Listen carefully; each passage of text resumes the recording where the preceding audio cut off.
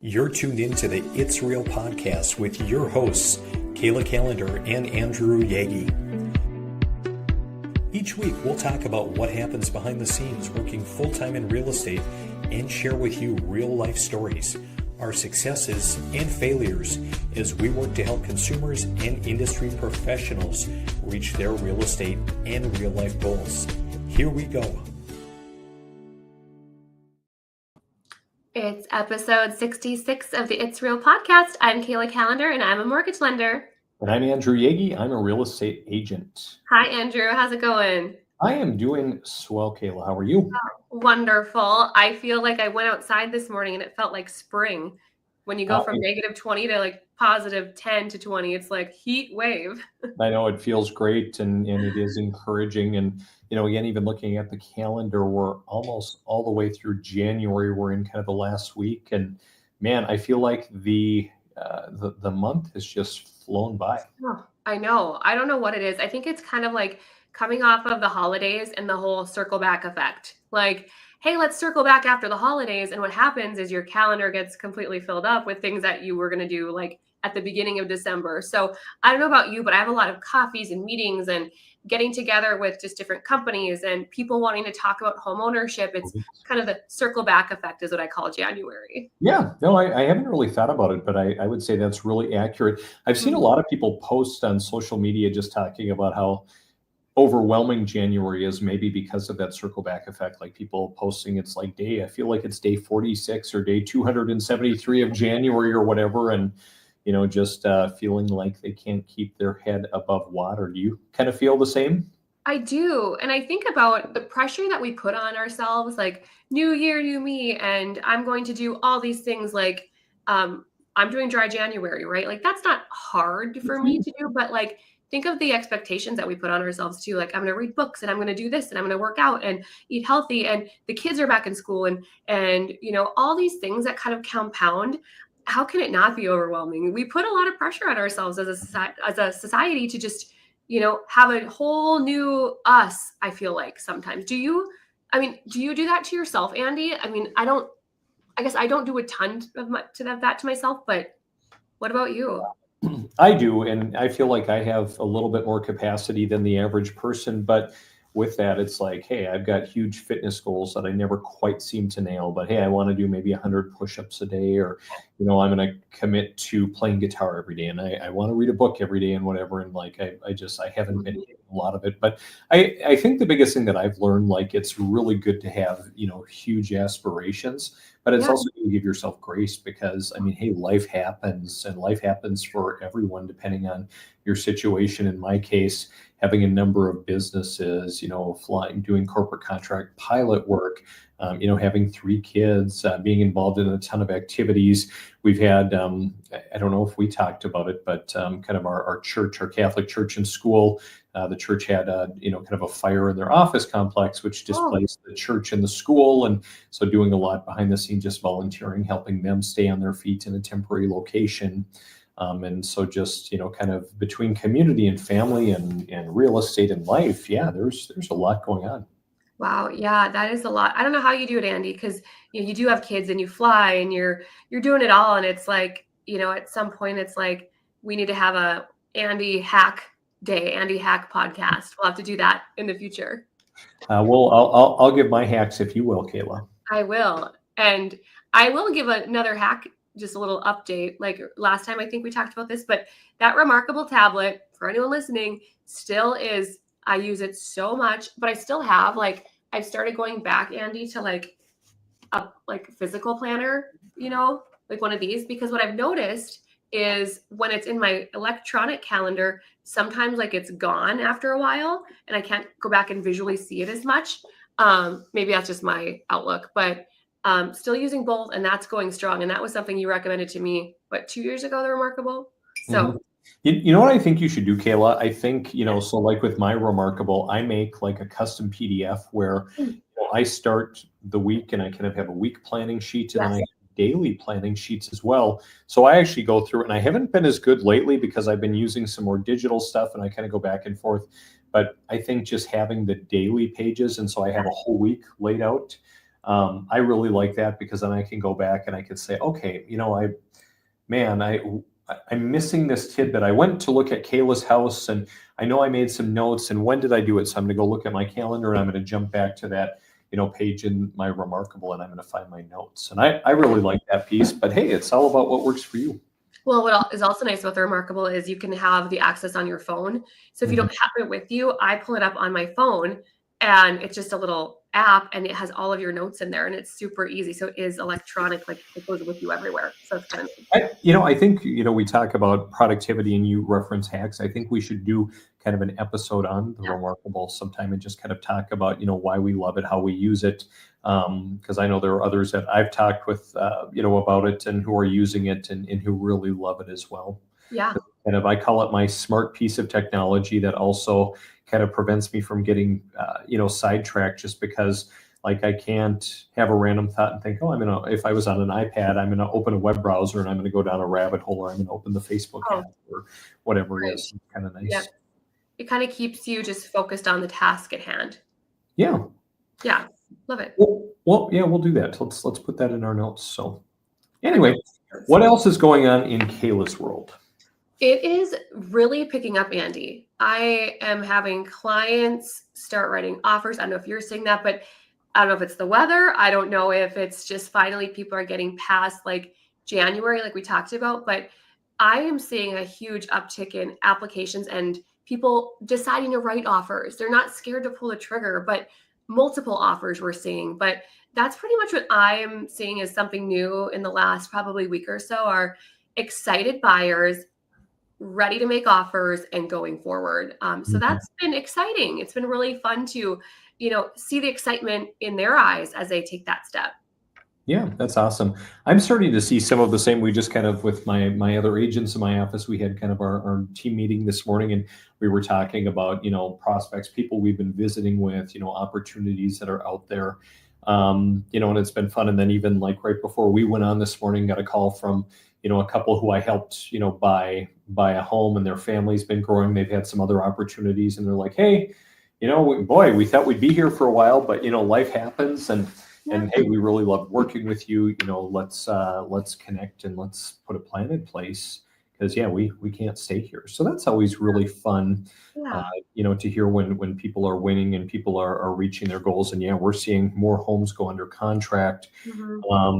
But I found it was very interesting, Kayla. I came across an article actually over the weekend. We did some travel down to Arizona, which we can talk about as well a little bit. But as I was kind of on the plane and, kind of waiting for us to take off, I found this article where it talked about only 28% of Americans who plan to buy a home in 2024 actually did. And young buyers feel trapped between a rock and a hard place. And this is attributed to rising home prices.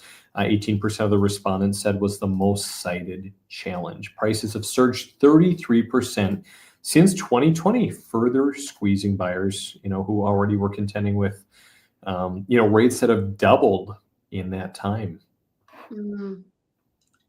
Crazy. What do you think about that? I think that it's pretty accurate. I think people get excited to get approved and start, shopping. Clients oftentimes will go and look at homes before they go and get pre-approved. And I think what's happened is they see the homes, they get excited, they go and meet with a lender. And then we are the ones that tell them, like, I know your budget's $1,500 a month, but here's the price that will get you, $185,000, whatever that is.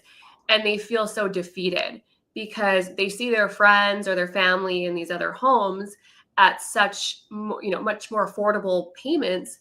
And I think once they see the price of the home and the house versus the payment, I think it's just kind of, it is debilitating to them a little bit. That's what I've noticed. So when I have a call with a client, I never just send them my link to apply, Andy. I don't just say, okay, here you go, apply, we'll talk later. I have a, discovery call. And one of the questions I always ask them is, what are you feeling would be a comfortable spot for you to be in a monthly mortgage payment? And oftentimes, I'll hear people give me a monthly payment and I'm like, that's not what they are going to be able to get into a home. And so I explained up front, like, okay, just so you know, this is going to be about this much. So I try to kind of set it up for them. But to me, I just think that it's kind of the comparison thing. And then they go through it and then they give up. So it doesn't surprise me. I think that if people want to really take homeownership seriously, they really need to look at their budget, because I'm also seeing, Andy, a lot of clients with very high debt or high car payments, things like that. So it's really about prioritizing, because I don't think these rates are going down anytime soon, personally. But that's my sense. Yeah, this article kind of talks about, one of the points you just made where, the combination of rising home prices and increasing mortgage rates had forced many Americans to set budgets far below what's typically sold. So survey respondents on average plan to spend a median of $150,000 on a home, which is a figure that falls way short of the national average of $420,000. So, again, we've talked in the past where there are a lot of, a lot of older individuals who are out in the housing market. They're buying with cash. How can a first-time home buyer compete with some of these, better positioned buyers who are wealthier and are ready to go? So it talks about them being trapped between a rock and a hard place, which is especially difficult when, there just isn't a lot of housing inventory, whether there's not enough new construction or a lot of people are holding on to those homes as well. And I think too, like around here, the solution might be, well, I'll just do new construction, not a lot of competition. But then you've got special assessments, and then that is kind of sticker shock as well. And that gets to be a lot on a first-time home buyer. I think as well, there's some really great down payment assistance options too. But if you're over the income limit, that comes with a little bit higher rate. So, until you really meet with a lender to determine what you can do, I think it's high hopes. And then for some people, it's just not what they really hoped for. So, but for others, it's like, wow, I can do this. It's all based on, each scenario is so different. But that article, I can see that a lot with a lot of first-time buyers for sure. Absolutely. So let's, kind of compare and contrast that. So we're talking about buyers who are out there in the market tonight. I kind of want your thoughts on this. And we always talk about, and some people might say excessively, but it matters who you work with. And historically, the 80-20 rule always prevails, where 80% is done by 20%. And can you guess, Kayla, last year, what percent of real estate agents didn't close any deals?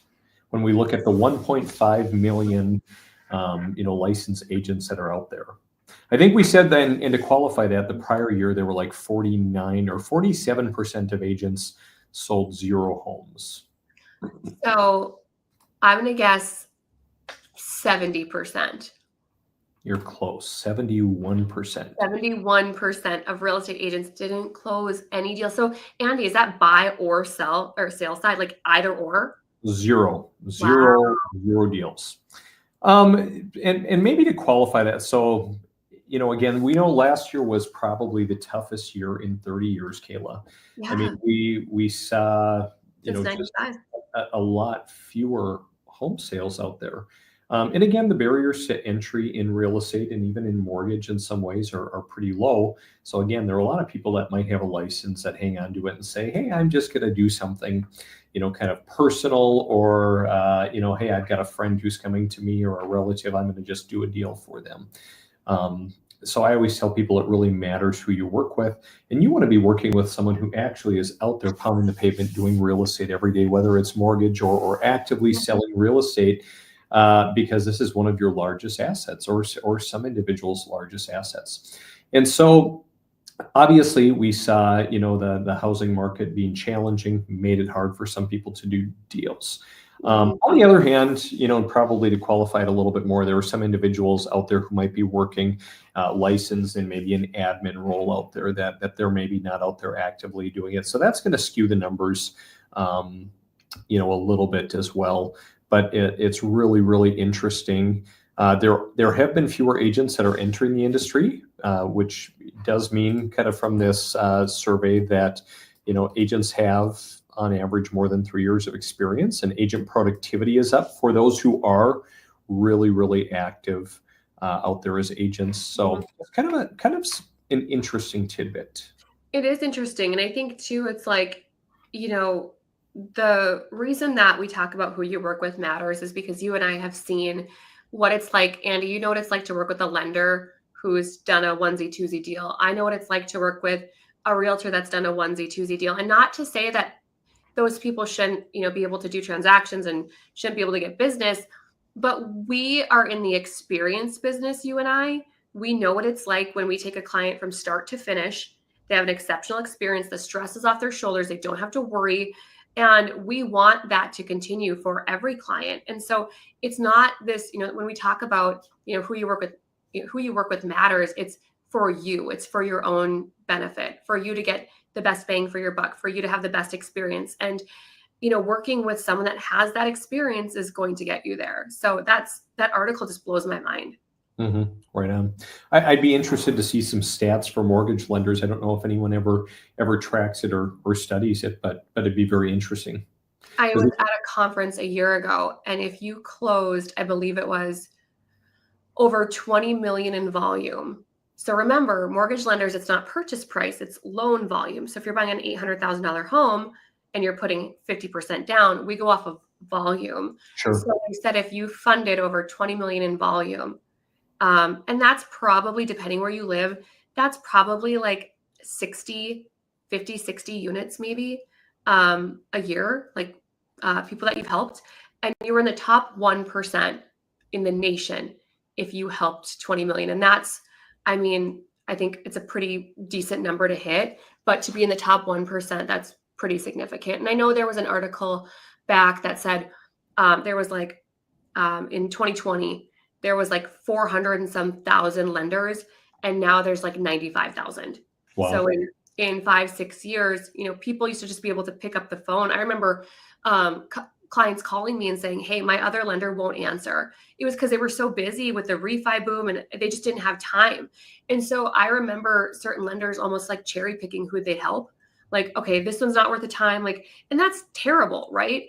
But those people that were in it for those easy, layups, they're just not in the business anymore. And that's okay, and those that are in it are here to, the strong will survive, basically. But is it bad? So, they were maybe being a little bit too selective in their cherry picking, but I look at like our business, like I always say, we really focus on marketing first. So we work with more sellers than buyers. In fact, we work with not a lot of buyers. We only want to work with those that are really, really serious.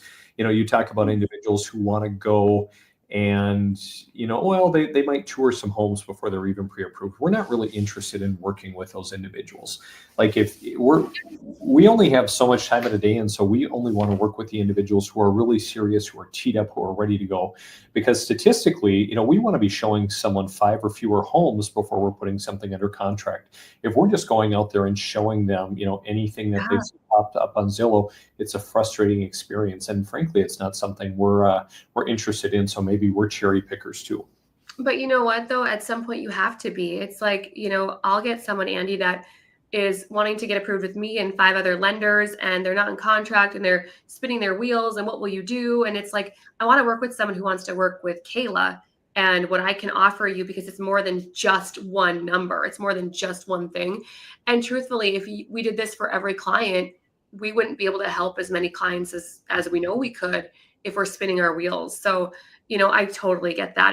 It's a happy medium for sure. Mm-hmm. Yeah. I'm really excited about the new year, Kayla. I know we've talked, on and off camera that, there could be some challenges and, the market, it could be a little bit of a mixed bag. Again, we already see it warming up and like we talked earlier in this episode, but, kind of the thing that we're really focusing on this year is, again, working with those that are really serious, working with those who want a good experience, good communication, great marketing for their home.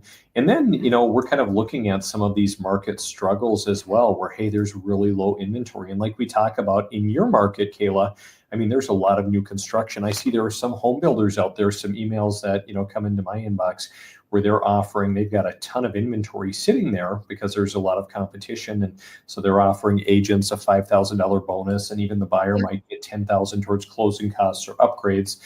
We don't have that problem here, but the problem we do have is not enough homes and not new construction. And, we've kind of talked about it on and off a little bit, but we've been kind of doing, our first spec home build, Kayla, and we're really excited. We should pretty much have it done. I was just kind of walking through it a little bit the end of last week a little bit. Wow. We kind of have the kitchen in, everything's coming together. We've got kind of the millwork people in, kind of trimming everything out and putting doors in. And so it's been really kind of fun seeing this come together. And, now we're kind of brainstorming, hey, what do we do this year? And we're looking at building even some more affordable, maybe some smaller homes, just because, again, really keeping affordability in mind and just looking at not everyone needs a monster home. Yeah, it's true. And a lot of times like they still want something new, but not something massive. So that is awesome. Has it been what you thought it would be building a spec home? It's actually gone better than I would have imagined. We're at about 4 months, just a hair over 4 months here today. And so to see something go up with, no experience generaling our own project in about 4 months time, like that's fairly unheard of. A lot of people say, 5 would be a quick build. 6 is probably pretty typical. So really impressed with our team, our project manager, and then all of our subcontractors. And again, the big thing is we're building relationships with these people too. And, Right. I know you're big on having a relationship-based business, and so am I. And, that's my favorite kind of business. When I'm getting referrals, whether it's from another banker or lender, or I'm getting referrals from friends that I've served in the past. And, and then they're asking me for other vendors like, hey, I need insurance. Who do I talk to? Or, I need, who are my options for home inspectors? Who would you go to for a new vehicle? I mean, whatever. It's just all about kind of mastering your sphere and your relationships out there. And if you treat people well and you reciprocate, like things are going to go well for you and your business. Amen. And just being a trusted advisor. I think that if people are trusting us with likely their biggest purchase, it's really cool when they can also trust us for anything else. Do you know someone? Do you have someone? And I want to be that for my clients. And that also keeps me in touch with them as well. And it's kind of just that giving back, that feeling of like, I want to help you. I want you to succeed. So I definitely agree with that, Andy. Awesome.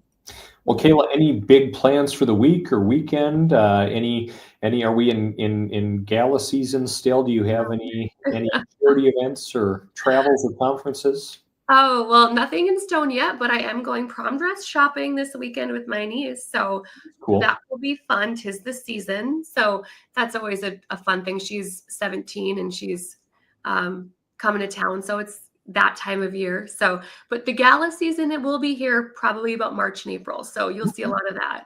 But what about you? Because you were just in Arizona. Are you weekend taking it easy? I think we're going to take it easy this next weekend. I really haven't looked at the calendar, but I'm pretty sure we're just kind of hanging out. I think we've got some family coming to the area, actually maybe to Fargo, I think, for some hockey tournaments. So we might actually be up your way a little bit. But yeah, we kind of escaped. Katie and I went down to Arizona. My grandpa, Don Yagi, just turned 90 years old. So we went down and celebrated with him. Yesterday was his birthday. So there was a party down there. So we got to hang out a little bit and hang out with our some cousins. I've got like 24 first cousins, so not all of them were down there, but we saw a variety of them and aunts and uncles and friends. So it was a really, really great weekend getting away. We got home really, really late last night, but we had to come home. Most people were coming home this morning, but we had to get home to wake up to our Ivy, our youngest, who turned 2 this morning. So look how happy she is. What a fun day. Oh, she looks so pumped. Yeah, no, she's super happy and loves Minnie Mouse and everything like that. So yeah, so I don't know. We just have kind of I'll call it a regroup, week, so to speak, and catching up with people. Or what phrase did you coin earlier in this episode about circle back? The circle back. Yeah, I'm doing a lot of circling back. So yeah, it's going to be a busy, kind of fun week. So. I love it. Well, as always, it's a pleasure to see you and catch up. And I hope our viewers, our listeners always get some type of tidbit from this. And, if you're listening, thanks for joining in. And it's been has it been 2 years now? We've been doing this 2.5? This is the start of year 3, Kayla. 3. Yeah. Look at us go. Love it.